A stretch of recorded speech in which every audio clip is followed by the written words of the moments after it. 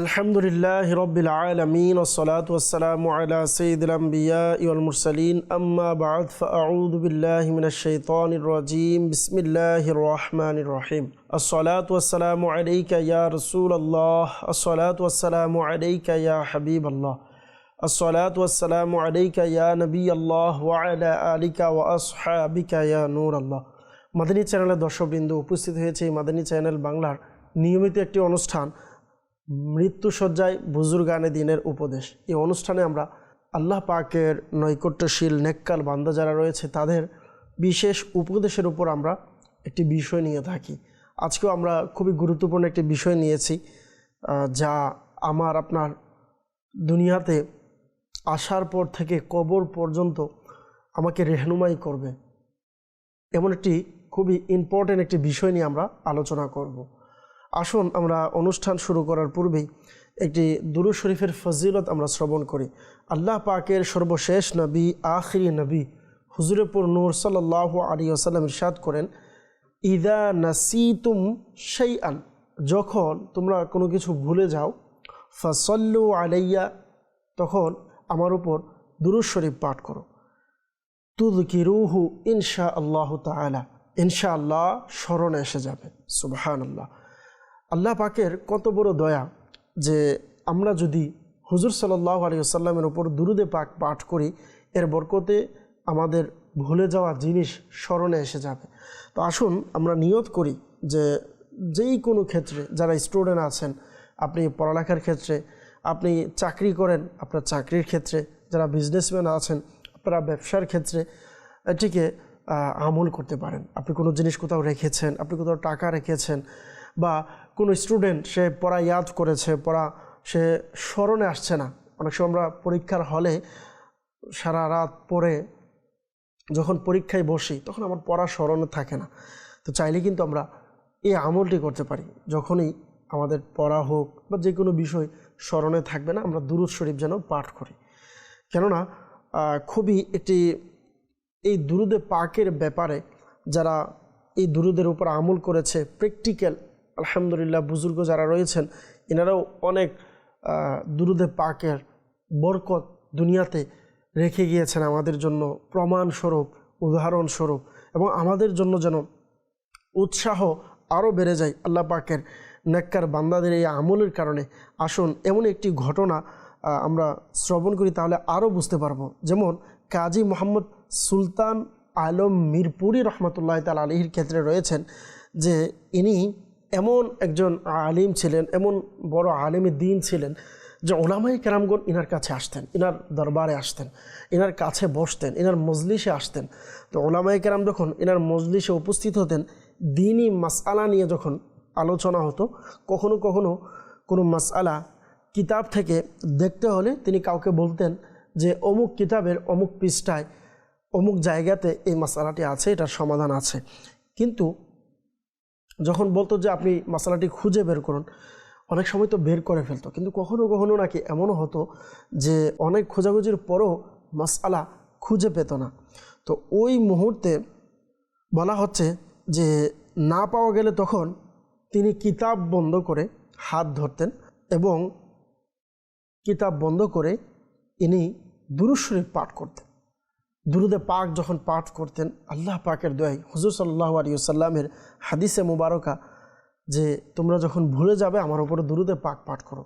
তো ওই আল্লাহর নেককার বান্দা যখন মাসআলা কিতাবের মধ্যে খুঁজে পেত না, যে যারা উলামায়ে কেরামগণ আছেন আপনারাও জানেন, এটা অনেক সময় যখন শরঈ মাসআলা খুঁজে না পাওয়া যায় অনেক বড় একটি টেনশন বা পেরেশানি চলে আসে। তো ওই মুহূর্তে তিনি দুরূদে পাক পাঠ করলেন। তো বলা হচ্ছে যে যখন দুরূদে পাক পাঠ করতেন, তারপর কিতাব খুললেই মাসআলা বের হয়ে যেত যা খোঁজা হচ্ছিল। সুবহানাল্লাহ। তো এটি হচ্ছে আল্লাহ পাকের নৈকট্যশীল বান্দা যারা রয়েছেন এনাদের পদ্ধতিও এটাই ছিল যে এনারা যখন কোনো কিছু ভুলে যেতেন দুরূদে পাক পাঠ করতেন। এবং আমরা এই অনুষ্ঠানের মধ্যে আমরা সুলতান আলম মিরপুরি রহমতুল্লাহ তাআলা আলাইহির থেকে একটা শিক্ষাও পেয়েছি, তা হচ্ছে যখনই আমরা কোনো পেরেশানিতে পড়ে যাব, কোনো কাজ আমার আটকে যাবে, আমরা যেন দুরূদে পাক পাঠ করি। আল্লাহ পাক আমাদের সকলকে দুরূদে পাক পাঠ করার তৌফিক দান করুক। আমিন। সাল্লু আলাল হাবিব সাল্লাল্লাহু তাআলা আলা মুহাম্মদ সাল্লাল্লাহু তাআলা আলাইহি ওয়াসাল্লাম। সালাতু ওয়া সালামান আলাইকা ইয়া রাসূলুল্লাহ সাল্লাল্লাহু আলাইহি ওয়াসাল্লাম। দর্শকবৃন্দ, আজকে আমরা যেই বিষয় নিয়েছি আমরা তা বলার চেষ্টা করব। আজকের বিষয়ে বিশেষ করে অনেক আল্লাহর নেককার বান্দাগণ এই ব্যাপারে অনেক আমাদেরকে দিক নির্দেশনা দিয়েছেন। যদি আমরা দেখি যে কিতাবের মধ্যে বর্ণিত রয়েছে, ইমাম গজ্জালি রহমতুল্লাহ তাআলা আলাইহি, যাকে রুহানি ডাক্তার বলা হয়, ইনি রুহানি ডাক্তার ছিলেন, মানুষের অন্তরের রোগের চিকিৎসা করতেন। তো ইমাম গজ্জালি রহমতুল্লাহ তাআলা আলাইহি এনার খুবই চমৎকার একটি বাণী, একটি উপদেশ, তা হলো ইমাম গজ্জালি রহমতুল্লাহ তাআলা আলাইহি বলেন, রোগ হলো বান্দার জন্য পরিশুদ্ধির মাধ্যম। এতে বান্দার গুনাহ মাফ হয় ও অন্তর নরম হয়। সুবহানাল্লাহ। মাদানী চ্যানেলের দর্শকবৃন্দ, অসুস্থতা এটি মনে রাখবেন মুমিনের জন্য পরীক্ষা এবং নিয়ামত। ধৈর্য ধারণ করে আল্লাহর উপর ভরসা রেখে সওয়াবের আশায় যদি এই অসুস্থতা কাটিয়ে ওঠা যায়, তাহলে গুনাহ মাফ ও জান্নাত লাভের মাধ্যম হতে পারে অসুস্থতা। সুবহানাল্লাহ। আমরা তো অনেক কিছু শুনেছি। তো আজকে আমরা যদি দেখি যে ইমাম গজ্জালি রহমতুল্লাহ তাআলা আলাইহি আমাদেরকে উপদেশ দিয়ে গিয়েছেন যে অসুস্থতা এটা অনেক বড় নিয়ামত। আমরা তো অনেক সময় মুখে এটা বলে ফেলি যে মাআযাল্লাহ, যেটা আমার কোন মুসিবত আসলো, কেন আমার এই রোগ হলো। বা অনেকের অভিযোগ এটাও দেখা যায় যে আমি তো নামাজ কালাম সব কিছুতে আমার পারফেক্ট, এরপরও আমার কেন এত রোগ, আমার এত কেন অসুস্থতা আসে। তো আসুন এই উপদেশের উপর যদি আমরা একটু মনোযোগ দিই, একটু চিন্তা করি, তাহলে আমরা আমাদের উত্তর পেয়ে যেতে পারি। ইমাম গজ্জালি রহমতুল্লাহ তাআলা আলাইহির বাণী যে রোগ হলো বান্দার জন্য পরিশুদ্ধির মাধ্যম। জি, বান্দার জন্য পরিশুদ্ধির মাধ্যম। এটা বান্দা মানে তাহলে আমরা কি বুঝলাম? মুমিন বান্দা, যে একজন মুমিন হবে তাকে এই রোগ তাকে পরিশুদ্ধি করবে এবং বান্দার গুনাহ মাফ হয়, অন্তর নরম হয় রোগ হওয়ার মাধ্যমে। যদি আমরা একটু চিন্তা করি, যখন কেউ অসুস্থ হয় তখন অটোমেটিকলি তার মাঝে এই বিষয়টা কাজ করে যে আমি হয়তো বেশি দিন বাঁচব না, বা আমি হয়তো বেশি দিন আমার সময় নেই, চিন্তা করার সুযোগ আসে। যেমন দর্শকবৃন্দ যারা আছেন, আপনি যদি একটু চিন্তা করেন, এই জ্বর যদি আমাদের আসে, যে যত বড় শক্তিশালী হোক, যে যত বড় পালওয়ান হোক, যত কিছুই হোক না কেন, যত বড় পাওয়ারফুল ব্যক্তি হোক, যত ক্ষমতাশীল ব্যক্তি হোক না কেন, জ্বর আসলে কিন্তু তার শরীরকে নরম করে ফেলে। শত তার খাবারের আইটেম সামনে থাকলেও অনেক সময় এমনটা হয় যে খাবার সে চাইলে খেতে পারে, তার শরীরের শক্তি আছে, তার মুখের রুচি সব কিছু অব্যাহত আছে, কিন্তু একটা অসুস্থতা জ্বর, এই জ্বর যখনই আসে সাথে সাথে তার মুখের রুচি চলে যায়, কারো খেতে মনে চায় না। তখন কিন্তু এটার থেকেও বান্দা শিক্ষা অর্জন করতে পারে যে আল্লাহ পাক কত বড় ক্ষমতাশীল, আল্লাহ পাক আমাদের উপরে কত বড় দয়া করেছেন। সাধারণ একটি জ্বরের মতো একটি বিষয় আমাকে একদম দুর্বল করে ফেলেছে। আল্লাহ পাক আমাদেরকে বোঝার তৌফিক দান করুক। অসুস্থতার ব্যাপারে কোরআনুল কারীমের মধ্যে অসংখ্য আয়াতে মুবারাকা রয়েছে। সর্বোপরি আমাদেরকে এটা মনে রাখতে হবে যে নেককার বান্দারা, যারা পূর্বে নেককার বান্দা ছিল এবং এখনও যারা নেককার বান্দা, আসলে তারা কি করবে যদি অসুস্থ হয়। তো খুবই চমৎকার একটি আয়াতে মুবারাকা রয়েছে। আল্লাহ পাক কোরআনুল কারীমের মধ্যে ইরশাদ করেছেন, বিসমিল্লাহির রহমানির রহিম, ওয়া ইযা মারিদতু ফাহুয়া ইয়াশফিন, অর্থাৎ আর আমি যখন অসুস্থ হই তখন তিনি আমাকে আরোগ্য দান করেন। সুবহানাল্লাহ, কত চমৎকার আয়াতে মুবারকা। মহান আল্লাহ তাআলা তার বান্দার দিক নির্দেশনার জন্য কোরআনুল কারীমের মধ্যে ইরশাদ করেছেন, ওয়া ইযা মারিদতু ফাহুয়া ইয়াশফিন, যখন মুমিন বান্দা, নেককার বান্দা কারো অসুস্থ হয় তখন তার মুখের জবান এটাই হবে, তিনি আমাকে আরোগ্য লাভ করবেন। সুবহানাল্লাহ।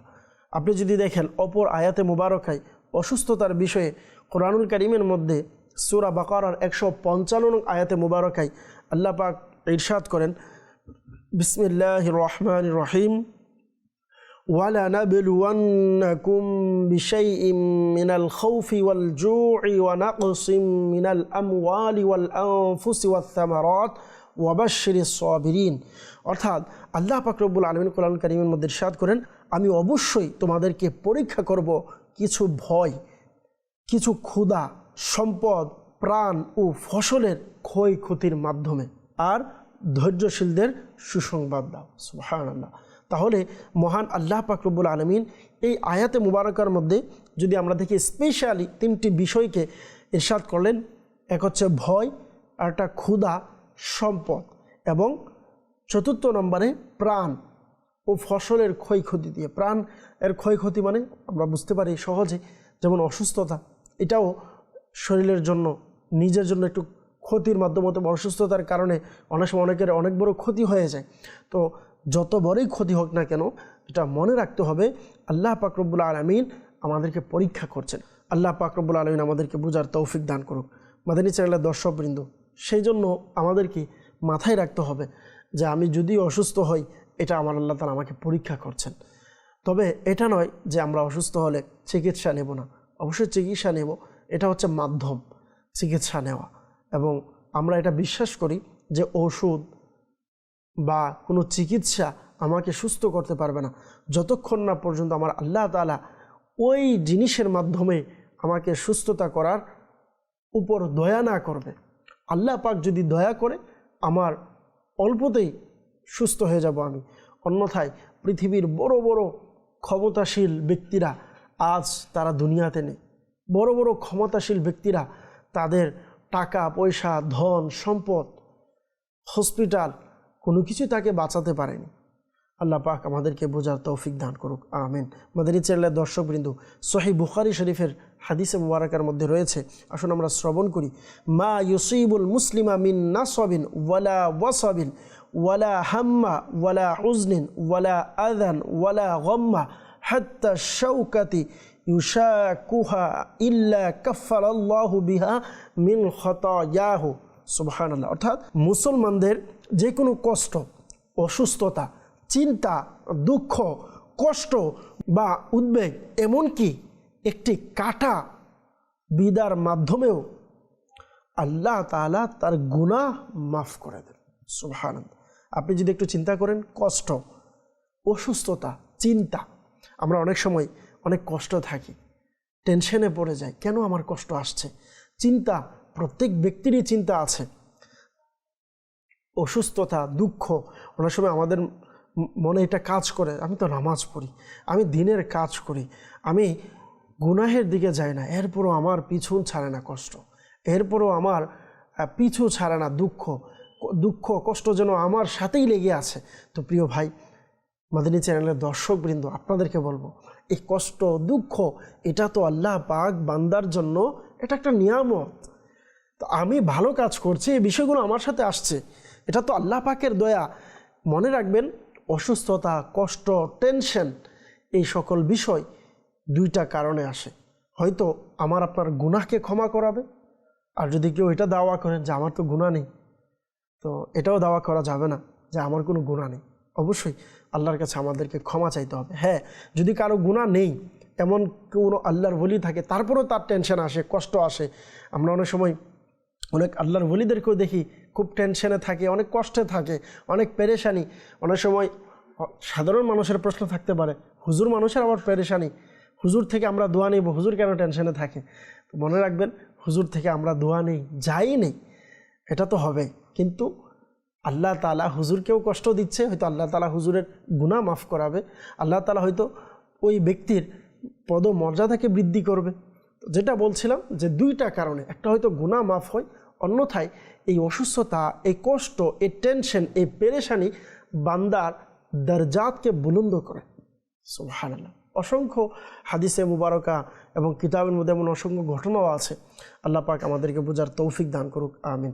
আমরা এই হাদিসে মুবারকার মধ্যে শুনলাম যে সকল কিছু আল্লাহ তাআলা এর মাধ্যমে গুনাহ মাফ করে দেন। সুবহানাল্লাহ। বুখারী শরীফের হাদিসে পাকের মধ্যেই রয়েছে, ইদা মারিদাল আবদু আও সাফারা কুতিবা লাহু মিসলু মা কানা ইয়ামালু মুকিমান সহিহান। অর্থাৎ যখন বান্দা অসুস্থ হয় বা সফরে যায় তখন তার জন্য সেই আমলগুলোর সওয়াব লেখা হয় যা সে সুস্থ ও স্থায়ী অবস্থায় করত। সুবহানাল্লাহ।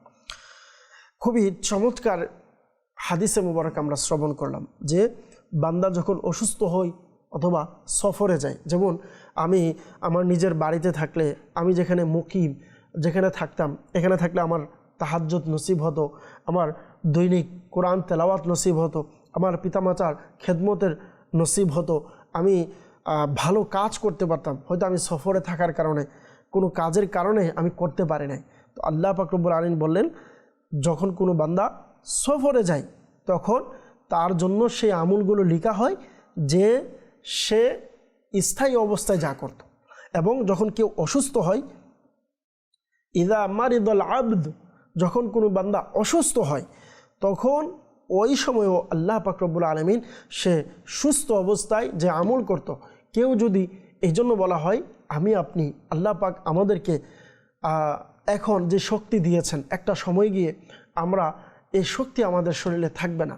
আজকে আমরা হয়তো ভালো কাজ করার সুযোগ পাচ্ছি, একটা সময় মন চাইবে কিন্তু সুযোগ থাকবে না। আজকে হয়তো সুযোগ আছে কিন্তু মন চাচ্ছে না। তাহলে কি করতে হবে? শয়তানকে হারানোর জন্য আমাদের মন না চাইলেও সুযোগ থাকার বরকতে আমাকে কাজ এখনই করতে হবে, দিনের কাজ এখনই করতে হবে, দাড়ি রাখার সুন্নত এখনই রাখতে হবে, নেক আমল এখনই করতে হবে, কোরআন পারি না এখনই শিখতে হবে, কোরআন সহিশুদ্ধ আসে না এখন আসতে হবে। কিভাবে আসবে? আলহামদুলিল্লাহ, আমাদের জন্য অনেক বড় নিয়ামত বর্তমান জামানায় দাওয়াত ইসলামী। আলহামদুলিল্লাহ, যে যে জায়গাতে আছেন, কেউ ব্যবসায় আছেন, আপনি হয়তো আগে বলছেন হুজুর ব্যবসার কারণে পারছি না, কিন্তু এখন বাঁচার কোনো সুযোগ নেই। এমনি তো আমরা বাঁচতে পারবো না, তবে বাহ্যিকভাবে বলার উদ্দেশ্য, যদি আপনার সত্যিকার অর্থে ইচ্ছা থাকে আপনি সহি শুদ্ধ কোরআন শিখবেন, আলহামদুলিল্লাহ আমার আপনার দাওয়াত ইসলামী অনলাইনের মাধ্যমে দিনে হোক বা রাতে আপনি যখন টাইম দিবেন ওই টাইম অনুযায়ী আপনাকে পড়াবে, আপনাকে শিখাবে। আপনি যদি একাকিত্বে পড়তে চান আপনাকে একা পড়াবে। আপনি যদি এলাকাতে মসজিদে থাকেন, যারা যুবক আছেন, মসজিদের মধ্যে আমাদের মাদ্রাসাতুল মদিনা বালিগান হয়, অর্থাৎ যারা প্রাপ্তবয়স্ক ব্যক্তি আছে তাদেরকে কোরআন শেখানো হয়। তো আমরা সব কিছুর জন্য সময় দেওয়ার সময় আছে, কিন্তু কোরআন পড়ার জন্য সময় আমাদের নাই, নেক কাজের জন্য সময় আমাদের নেই, দিনী কাজের জন্য সময় আমাদের নাই, ইজতিমায় যাওয়ার জন্য সময় আমাদের নাই, মাদানী চ্যানেল দেখব এই সময় আমাদের নাই। আল্লাহ পাক আমাদেরকে বোঝার তৌফিক দিক। এই জন্য মনে রাখবেন, এখন যে সুযোগ পাচ্ছেন, সুস্থ আছেন, এখন চাইলে আপনি সফর করতে পারবেন, এখন চাইলে আপনি রাতে উঠে তাহাজ্জুদও পড়তে পারবেন। একটা সময় খুব মনে চাইবে আমি রাতে উঠে তাহাজ্জুদ পড়ি, আমি আমার মাওলাকে ডাকি, কিন্তু তখন আপনি সুযোগ পাবেন না। মন চাইবে কিন্তু সুযোগ নেই, উঠে আপনি দাঁড়ানোর শক্তি হয়তো আপনার থাকবে না। তো এই জন্য যখনই আল্লাহ পাক আমাদেরকে সুযোগ দিয়েছে, আসুন আমরা আল্লাহ পাকের ইবাদত করি, আসুন নিজেকে ইবাদতের মধ্যে মন লাগাই। অন্যথায় মনে রাখবেন এমনও সময় আসবে হয়তো আমরা আফসোস করব, কিন্তু আমাদের তখন আফসোস ছাড়া দ্বিতীয় কোনো অপশন থাকবে না। আল্লাহ পাক আমাদেরকে বোঝার তৌফিক দান করুক। মনে রাখবেন, যুবকের ইবাদত আল্লাহ অনেক পছন্দ করে, যুবকের ডাক আল্লাহ অনেক পছন্দ করে। যেই বয়সে মানুষ দুনিয়ার সাথে ভালোবাসা মহাব্বত রাখে, ওই বয়সে যদি কোনো যুবক তার মাওলার সাথে, ওই সময় যদি কোনো যুবক মদিনার সাথে মহাব্বত ভালোবাসা রাখতে পারে, নামাজের সাথে তার ভালোবাসা রাখতে পারে, তার দুনিয়াও সুন্দর আখিরাতও সুন্দর। আর কেউ যদি দুনিয়ার মহাব্বত, দুনিয়ার ভালোবাসায় ওই সময় পড়ে যায়, তার আখিরাতও বরবাদ, দুনিয়াও বরবাদ হয়ে যায়। আল্লাহ পাক আমাদেরকে বোঝার তৌফিক দান করুন। মাদানী চ্যানেলের দর্শকবৃন্দ, আসুন আমরা নিয়ত করি, যখনই আমরা কোনো অসুস্থ হব বা কোনো পেরেশানিতে পড়ব, তখন কারো কাছে অভিযোগ নয়, শুকরিয়ার সাথে নর্মালি আমরা আলহামদুলিল্লাহ বলে মেনে নেওয়ার চেষ্টা করব। আল্লাহ পাক আমাদেরকে বোঝার তৌফিক দান করুক, আমিন। মনে রাখবেন, আল্লাহ তাআলার নেককার বান্দারা শুধু ফরমান বা উপদেশ দিয়ে গিয়েছেন এমনটা নয়, আল্লাহ পাকের নেককার বান্দারা প্র্যাকটিক্যালও আমল করেছেন, এবং কখনো কখনো তাদের মাধ্যমে বান্দার শিক্ষার জন্য আল্লাহ পাক বিভিন্ন ঘটনা আমাদের জন্য উল্লেখযোগ্য হিসাবে বান্দার মাধ্যমে, আল্লাহর ওলিদের মাধ্যমে প্রকাশ করিয়েছেন। আসুন একটি ঘটনা আমরা শ্রবণ করি। হযরত সাইয়েদনা ওয়াহাব বিন মুনাব্বিহ রহমাতুল্লাহ তাআলা আলাইহি থেকে বর্ণিত দুইজন আবিদ অর্থাৎ ইবাদতকারী 50 বছর আল্লাহ তাআলার ইবাদতের মধ্যে মগ্ন ছিলেন। আমরা তো 5 মিনিট মগ্ন থাকবো কষ্ট হয়ে যায়, 5 দিন মগ্ন থাকবো, 3 দিন কাফেলায় যাব, এটা আমার সময় সুযোগ হয় না। দাওয়াত ইসলামের 3 দিনের ইজতিমায় যাব, এটা সুযোগ হয় না। একদিনের কয়েক ঘন্টা 3 ঘন্টার ইজতিমায় যাব, এটা সুযোগ হয় না। কিন্তু আমরা খুব টেনশন মুক্ত যে আমরা মাফ পেয়ে যাব, খুব টেনশন মুক্ত আল্লাহ আমাদের উপরে দয়া করে ফেলবে, আমরা জান্নাতে চলে যাব। না, এত সহজ নয়। মনে রাখবেন, আল্লাহ পাকের নৈকট্যশীল বান্দারাও আমাদের চেয়ে আরও বেশি বিশ্বাস করতেন যে আল্লাহ পাকের দয়ায় আমি ক্ষমা হব, কিন্তু এরপরও তারা কি ইবাদতের মাত্রা কমিয়েছেন? কখনো কমায়নি। আল্লাহ পাক তো আমার রসুলকে জান্নাত দিয়ে দিয়েছেন, জান্নাতের মালিক বানিয়েছেন, কিন্তু এরপরেও আল্লাহ রসুল সাল্লাল্লাহু আলাইহি সাল্লাম কি কখনো আল্লাহ তাআলার স্মরণ থেকে দূরে গিয়েছেন? বরঞ্চ আল্লাহর আরও কাছে এসেছেন। হয়তো আমরা আল্লাহ পাকের থেকে দূর এজন্যই আছি যে আমরা আল্লাহ তাআলার নৈকট্যশীল হতে পারি নাই, সেজন্য এখনও আমরা আল্লাহ তাআলা থেকে দূরে রয়েছি। আল্লাহ পাক আমাদেরকে আল্লাহ পাকের নৈকট্যশীল বান্দা হিসেবে কবুল করে নিক। আসুন, আমরা শুনছিলাম যে 2 জন আবিদ ব্যক্তি 50 বছর যাবৎ আল্লাহ পাকের ইবাদতের মধ্যে মগ্ন ছিলেন। 50তম বছরের শেষের দিকে তাদের মধ্য থেকে একজন আবিদ ব্যক্তি, ইবাদতকারী, সে মারাত্মক অসুস্থতায়, সে মারাত্মক রোগের মধ্যে সে আক্রান্ত হলেন। তখন আল্লাহ তাআলার দরবারে সে আহাজারি করলেন। আহাজারি করে এমনভাবে ফরিয়াদ করতে লাগলেন যে হে আমার পাক পরওয়ারদিগার, হে মাওলা, হে আল্লাহ, আমি এত বছর পর্যন্ত ধারাবাহিকভাবে তোমার হুকুম মেনেছি, তোমার ইবাদতের মধ্যে মশগুল ছিলাম, এরপরেও তুমি আমাকে রোগে আক্রান্ত করে দিলে। এর মধ্যে কি হিকমত রয়েছে মাওলা? এটার কারণ কি? আমি এত ইবাদতের মধ্যে থাকার পরেও আমি রোগে আক্রান্ত হলাম। হয়তো আমাদের অনেকে প্রশ্ন যে আমি নামাজ পড়ি, এরপর টেনশন, নামাজ পড়ে আমার দোকানের মধ্যে বরকত নাই, দিনের কাজ করি, হালালভাবে ব্যবসা করি, এরপরও আমার কোনো বরকত নাই। তো আসুন, এটার হয়তো কিছুটা উত্তর আমরা এর থেকে পেয়ে যাব। তো আল্লাহ পাকের দরবারে যখন ফরিয়াদ করলেন, মাওলা এর মধ্যে কি হিকমত আছে আমাকে রোগে আক্রান্ত করলে? হে আমার মাওলা, আমি তো পরীক্ষায় পড়ে গেছি। আল্লাহ তাআলা ফেরেশতাদেরকে আদেশ দিলেন, তাকে বলে দাও আমারই প্রদত্ত দয়া ও সাহায্যের মাধ্যমে ইবাদত করার সৌভাগ্য অর্জন করেছ, বাকি রইল অসুস্থতা।